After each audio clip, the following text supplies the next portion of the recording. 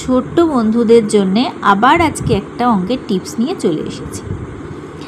তোমাদেরকে যদি স্কোয়ার বার করতে দেওয়া হয়, তোমরা স্কোয়ার মানে জানো, যেমন 2-এর স্কোয়ার কি হয়, 2 × 2 = 4। তো স্কোয়ার মানে হচ্ছে যে সংখ্যাটার স্কোয়ার বলবে সেই সংখ্যাটাকে, যেমন 10 স্কোয়ার, 10 স্কোয়ার কত হবে, 10 × 10 = 100। আমরা 11 স্কোয়ার, মোটামুটি 11 স্কোয়ার আর 12 স্কোয়ার পর্যন্ত সবাই জানি। 11 কত হয়, 11 × 11 121। 12 স্কোয়ার 12 12 144 = 144।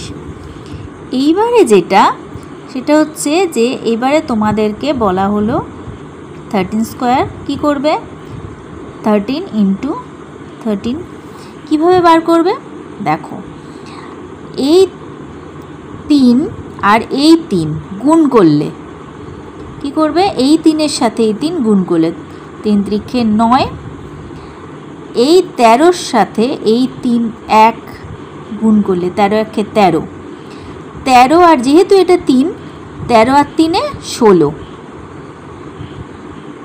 169 হলো। এবারে তোমাদের 14 স্কোয়ার করতে বললো।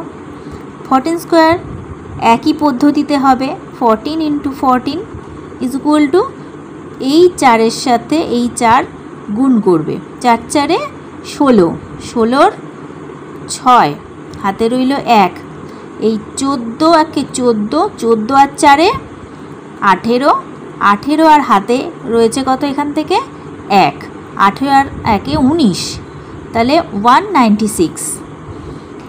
আবার দেখো 15 স্কোয়ার, তার মানে 15 × 15 কী হবে, 5 × 5 = 25, এই দুটোকে প্রথমে গুণ করবে, এই 5-এর সাথে এই 5, 5 × 5 = 25-এর 5 হাতে রইল 2, তাহলে 5 × 1 = 15 আর 5 × 20, 20 আর এখান থেকে রয়েছে 2, 20 আর 2 = 22।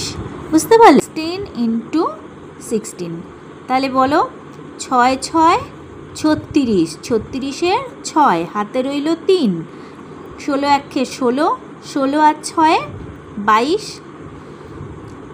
16 আর 6 = 22, 22 আর 3 = 22, 23, 24।